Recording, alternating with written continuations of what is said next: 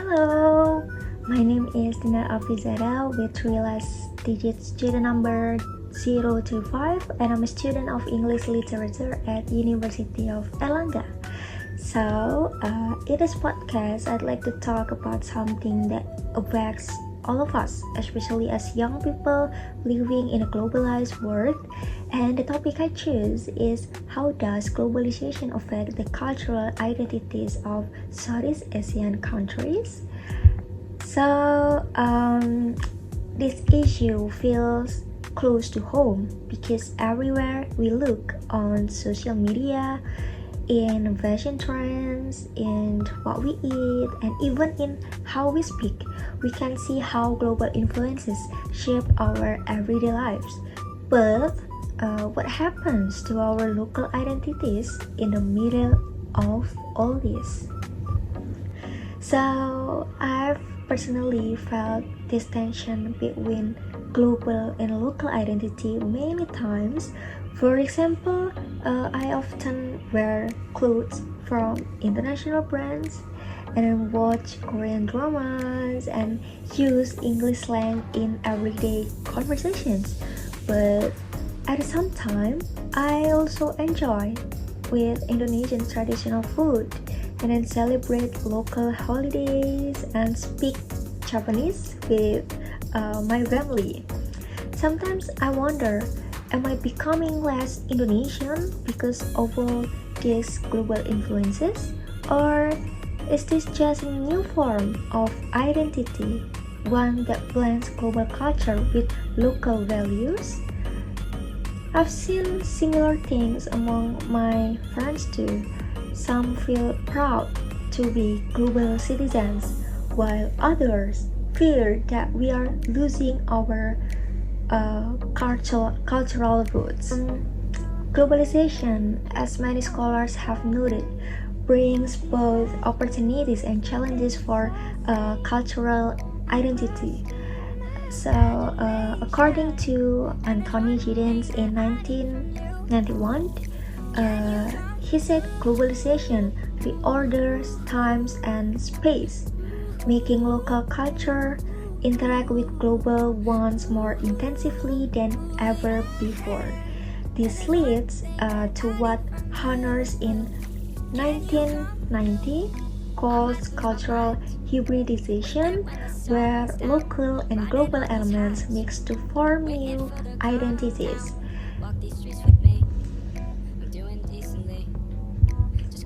In Southeast Asia, this hybridization is everywhere.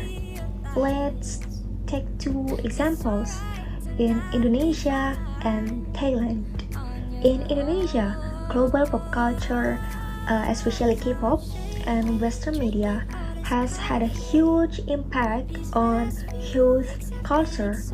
A study by Rofiko in 2022 found that many Indonesian teens adopt Korean beauty standards and lifestyle trends, which can sometimes lead to a lower appreciation of traditional aesthetics. However, the same study also shows that globalization can be empowering because it opens access to new ideas, education, and cross-cultural dialogue. Meanwhile, in Thailand, tourism and Western consumer culture have reshaped cities like Bangkok into cosmopolitan hubs, but this also triggers debates on cultural authenticity.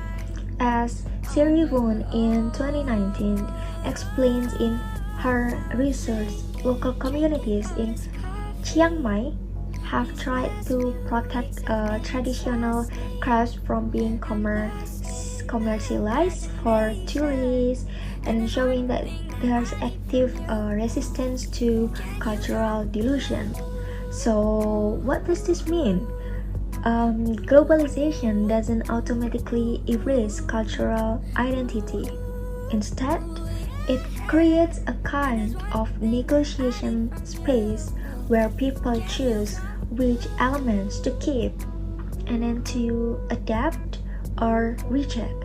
But the danger lies in cultural homogenization when global culture becomes so dominant that it overshadows local voices. This is especially true when media and tech giants from the West dictate what's cool, modern, or successful. As Southeast Asians, we need to be aware of this. It's not wrong to enjoy global culture, but we must also be intentional in preserving and promoting in our own policies in education and media production and cultural tourism should reflect that balance. To wrap up, globalization is not a one-way street. It's a complex process that reshapes identity but doesn't necessarily destroy it. The real question is, how can we, as young Southeast Asian, create a global identity that still honors our roots? Let's not just consume culture, let's also create it, shape it, and protect it. So, thank you for listening, and I hope this podcast sparks reflection about what it really means to be local in a global era. Bye bye.